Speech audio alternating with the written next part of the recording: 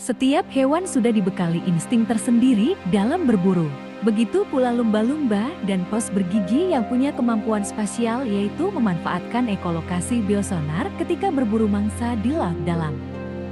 Lumba-lumba dan paus bergigi adalah predator puncak di laut. Mereka juga punya otak yang besar sehingga termasuk spesies cerdas dibanding makhluk laut lainnya. Hanya dengan suara, koloni mereka mampu menjadi tim yang efektif dalam berburu.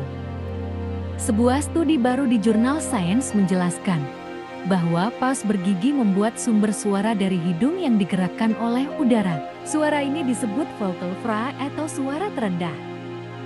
Studi ini merupakan kolaborasi dua ilmuwan Denmark, yaitu Profesor Koen Alemans, ilmuwan suara di Departemen Biologi, Universitas Denmark Selatan, dan Profesor Peter Madsen, ahli biologi paus di Departemen Biologi, Universitas Aarhus. Para ilmuwan itu menunjukkan bahwa paus bergigi mirip manusia dalam berkomunikasi. Setidaknya memiliki suara-suara rendah serupa derit, suara dada atau nada berbicara normal, dan suara falsetto dengan frekuensi yang lebih tinggi.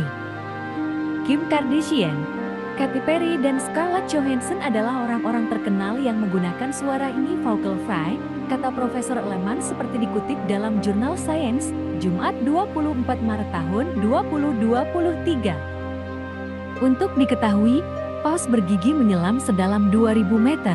Ketika mereka berburu di perairan yang dalam dan keruh, mereka menghasilkan suara klik kolokasi ultrasonik yang pendek, kuat, dengan kecepatan hingga 700 meter per detik untuk menemukan, melacak, dan menangkap mangsa. Dengan suara vocal fry, memungkinkan paus mengakses ceruk makanan terkaya di bumi, yaitu laut dalam, kata Profesor Madsen, ahli biologi paus.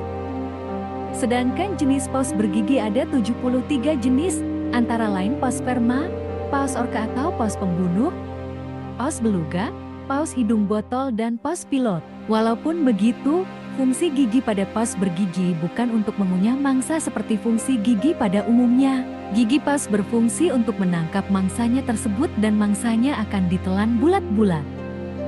Para peneliti sebelumnya memperkirakan bahwa paus bergigi membuat suara dengan laring mereka sama seperti mamalia lain.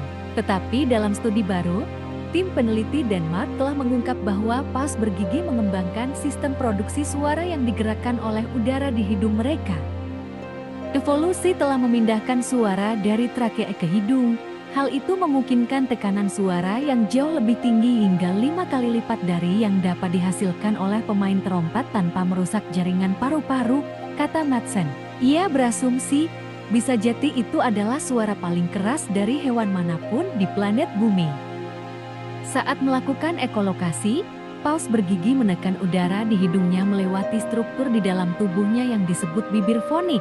Bagian tersebut bergetar seperti vokal manusia. Akselerasinya menghasilkan gelombang suara yang bergerak melalui tengkorak ke bagian depan kepala.